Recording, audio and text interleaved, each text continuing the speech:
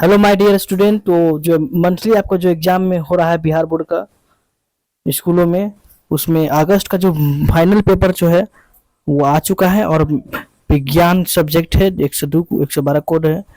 वो आप जो है शुरू से लास्ट तक वीडियो देखिएगा, पूरा question answer subjective and objective का सोल्यूशन आपको यहाँ पर मिल जाएगा। ओके, चलते हैं पहला प्रश्न पर। पहला प्रश्न क्या कह रहा है, साइंस का है, ठीक है।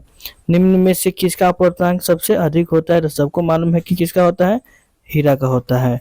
चलते हैं अगला प्रश्न पर। अगला प्रश्न क्या कह रहा है कि अवतल दर्पण की फोकस दूरी क्या होती है? तो ऋणात्मक होती है। प्रश्न को याद कर लीजिएगा, एग्जाम में यही है आएगा। आपको हम नोटिस के साथ ही दिखा चुके हैं, देखिए यहाँ पर जो है पीडीएफ है क्वेश्चन पेपर का। ओके, ये आपको दिख रहा होगा। क्लास मंथली एग्जामिनेशन अगस्त 2000 कितना 24। ओके, विज्ञान का सेट है, यही एग्जाम में आया हुआ है। चलिए चलते हैं तीसरा प्रश्न पर। तीसरा प्रश्न कह रहा है किस लेंस में फोकस मुख्य फोकस की संख्या कितनी होती है? किसी लेंस में फोकस की संख्या 2 होती है। चलते हैं अगला प्रश्न पर। ओके, अगला प्रश्न क्या कह रहा है कि दाढ़ी बनाने में कौन सा दर्पण लगाते हैं हम लोग? तो दाढ़ी बनाने में जब जाते हैं ना, तो वहाँ पर अवतल दर्पण रहता है। ओके, चलिए नेक्स्ट अगला प्रश्न पर चलेंगे, टाइम बहुत कम है। ओके, अवतल दर्पण की फोकस दूरी क्या होती है? तो F बराबर 2R होती है, ठीक है। फोकस की दुगुना त्रिज्या होता है।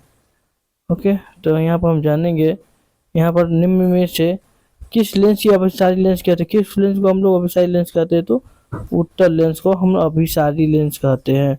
अगला प्रश्न पर चलते हैं, सातवां प्रश्न। सातवां प्रश्न कह रहा है कि खाने वाला सोडा का रासायनिक जो सूत्र क्या होता है? तो सोडियम हाइड्रोकार्बोनेट होता है। ओके, चलते हैं अगला प्रश्न पर। कमरे के ताप पर द्रव अवस्था में कौन रहता है? तो पारा।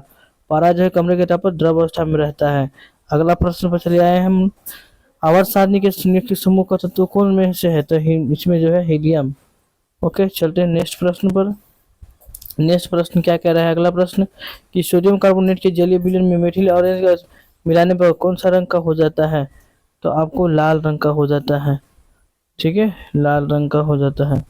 चलते हैं अगला प्रश्न पर। 11वां प्रश्न क्या कह रहा है कि ग्लोबल वार्मिंग के उत्तरदायी गैस निम्नलिखित में कौन है?